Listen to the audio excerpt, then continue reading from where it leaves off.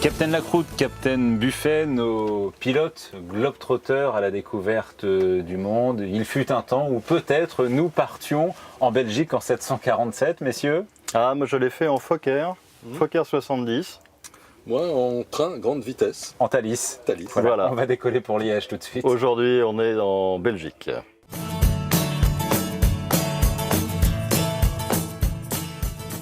Captain Lacroute et Captain Buffet, toujours par Mons et par Vaud. Mons en Belgique, Vaud en Suisse, mais c'est en Belgique que nous allons aujourd'hui à la découverte d'un restaurant à Liège. Oui, on va aller chez Le Quai.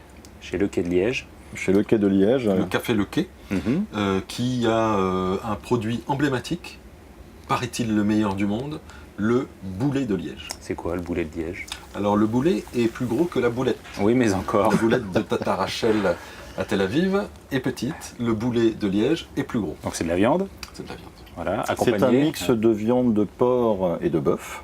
Avec Pour le une, moelleux, Pour le moelleux, excuse-moi de te ouais, couper tout la à fait, parole, mais ouais. c'est important de préciser. avec une sauce lapin sur le boulet. La sauce au lapin. Non, pas une sauce au lapin. Non, une sauce lapin. C'est la sauce lapin inventée par Géraldine Lapin. Ça viendrait de Géraldine Ça Lapin. viendrait de Géraldine Ouais, Lapin. Alors Géraldine, expliquez-nous qui était Géraldine Lapin et pourquoi. Fin 19e, Géraldine Lapin, dont on ne connaît pas grand-chose finalement, Aurait inventé cette sauce. voilà, qui est une sauce à base de sirop de Liège. Le sirop de Liège est connu extrêmement connu en Belgique, puisque c'est Pommes, tartiné poire. c'est tartiné sur les petits déjeuners, les tartines de tous les Belges. Ouais. On en retrouve un peu partout, et dans la cuisine. Donc c'est une réduction de pommes, de poires et de dattes. De date. Et le café Le Quai nous a été indiqué par un pilote belge avec qui j'ai eu l'occasion de voler il n'y a pas très longtemps et qui nous a dit que les boulets de chez Le Quai étaient les meilleurs boulets de la planète. Le patron s'appelle Monsieur Stokis. Il a un caractère horrible, De cochon. pire que ça je pense.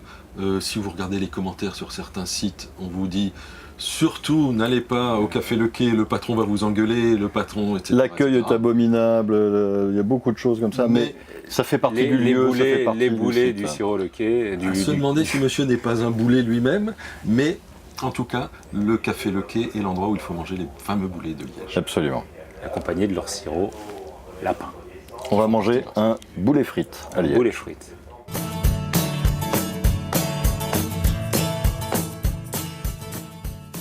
Toujours de Belgique, vous nous avez ramené des cuberdons Léopold. Qu'est-ce que c'est que ça, les cuberdons Léopold? Alors, le cuberdon, c'est une spécialité belge par excellence que tous les Belges connaissent.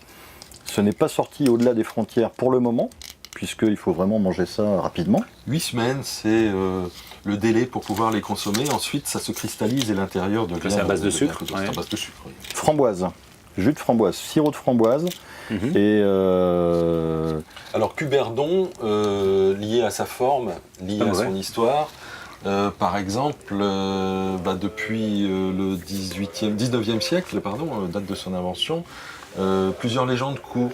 La première, c'est que ça a été inventé par un pharmacien qui aurait laissé sa préparation, à l'époque c'était des sirops, et tout d'un coup, au bout de quelques semaines, il s'est aperçu que ça avait cristallisé et que ça avait pris cette forme.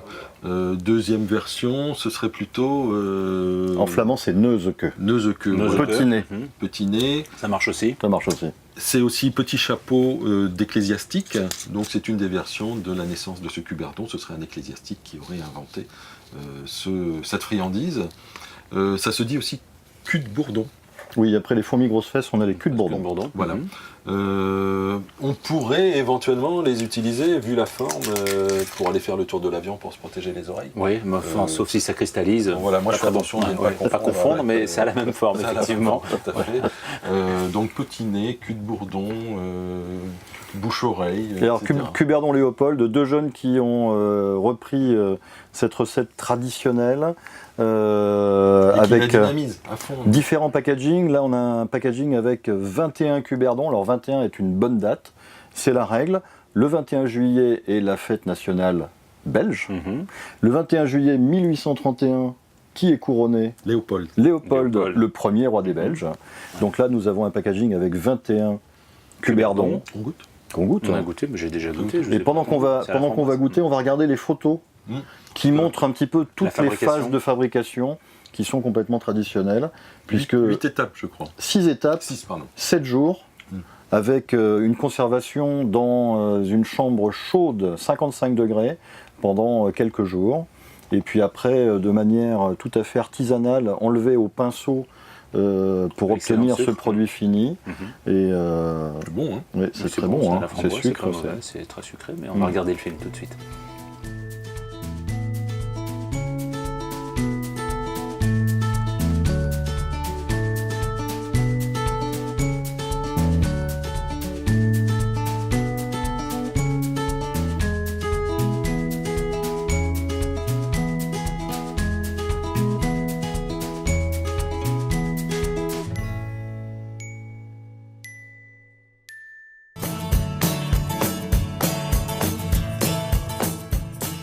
Et pour accompagner ces cuberdons, un livre aussi.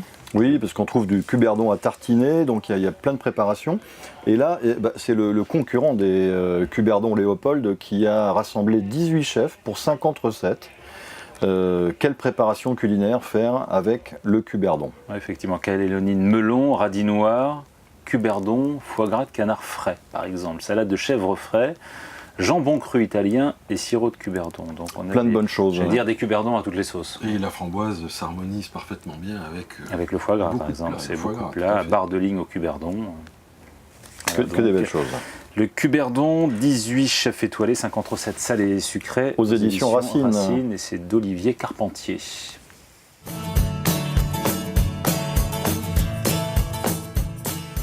Captain Lacroute, Captain Buffet, toujours chez nos amis belges. Toujours chez nos amis belges pour parler d'ATP. Aéroport de Paris? Pas du tout. C'est pas ça du tout. Authentique, trappiste, oui, product. C'est mieux comme ça. Voilà. La Belgique sans la bière n'est pas la Belgique. Oui, sans les frites aussi. Et en particulier sans les bières de tradition trappistes. Toujours aux éditions Racine, un ouvrage de référence sur les bières trappistes. Référence historique, puisque l'auteur va vraiment décortiquer le côté historique des trappistes, d'où viennent les trappistes, pourquoi des productions trappistes. ATP. Et donc on a les 11 bières trappistes qui sont pour beaucoup en Belgique.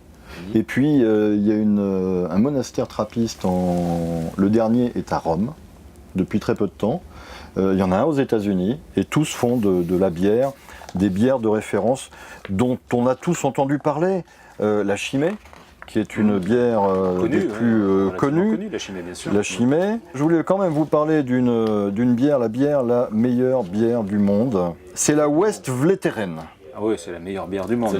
C'est la meilleure bière du monde. Alors, il y a 3 bières chez Westvleteren. D'accord. Mais pour aller la chercher, il faut téléphoner d'abord. Pour téléphoner, il faut avoir un créneau pour téléphoner. Ouais. Après, on va donner le numéro de sa plaque d'immatriculation. Il ne faut pas se tromper de voiture pour y aller. Ouais. On a un créneau de quelques heures sur une journée pour aller chercher un maximum de 3 caisses de bière. Et on ne doit pas les revendre, on doit les boire nous-mêmes. Sur place? Non, à la maison. Ça va, à la maison quand même.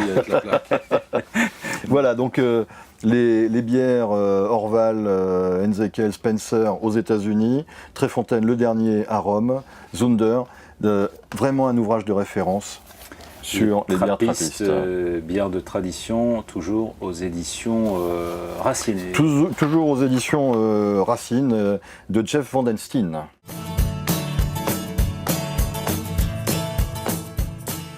On va parler d'un autre livre. C'est une BD. C'est passionnant. Alors, hein. Saviez-vous qu'il y a eu à une époque une vraie découverte? Une vraie découverte, un programme spatial aux AIA. Qui est au courant de ce programme spatial? Très peu de monde. Les Américains, les Russes, les Chinois maintenant, les Indiens et les Aïrois. Et les Aïrois, à l'époque, le Congo belge. Tout à fait. Congo belge. Nous sommes toujours dans la Belgique. Donc, eh bien, vient de paraître Mobutu dans l'espace. D'Aurélien Decoutret et Eddie Vaccaro. Tout à fait, une BD voilà, qui a au moins ce mérite de nous parler de cette aventure complètement incroyable d'ingénieurs allemands, ingénieurs belges qui se sont retrouvés. Qui avait été recruté par Mobutu. Recrutés par Mobutu pour lancer une fusée dans l'espace. À moindre coût si possible. Ils avaient des problèmes parce que il fallait pas que la fusée s'effondre sur elle-même, des problèmes parce que la fusée ne devait pas partir elle a volé. Sur le côté. Et elle a... Pas longtemps, mais elle a volé. La période de ce programme spatial, c'est la fin des années 70, Mobutu, Giscard. Giscard, Mobutu, Kolwezi. On est en plein dedans. Fin des années 70, à l'époque où eh bien, on était dans cette Afrique un petit peu étonnante parfois, un petit peu déroutante, et qui tout d'un coup, parce que un dictateur, on peut le dire, a décidé une folie, de conquérir l'espace et de repartir, d'être en concurrence avec les grandes nations. Les Américains avec les Russes. Eh bien, tout était devenu possible. Mais ce qui est intéressant, et là on reboucle avec notre voyage en Belgique. Alors, elle est bonne ma cuisine? Et oui, excellente. Ces petites boulettes de viande, c'est une spécialité zaïroise. De Liège. Oui. Les boulettes de Liège sont aussi dans notre BD. Enfin, les boulets de Liège. Les boulets, voilà. Pardon. Ah non, c'est des boulettes à la liégeoise, une recette belge. Voilà, donc la boucle est bouclée. Mobutu connaissait le quai à Liège. Il connaissait peut-être pas le quai, mais en tout cas il connaissait les boulets de Liège. Donc Mobutu dans l'espace, c'est très intéressant comme BD, c'est aux éditions Futuropolis. Merci messieurs. Au revoir Fred. Merci Fred.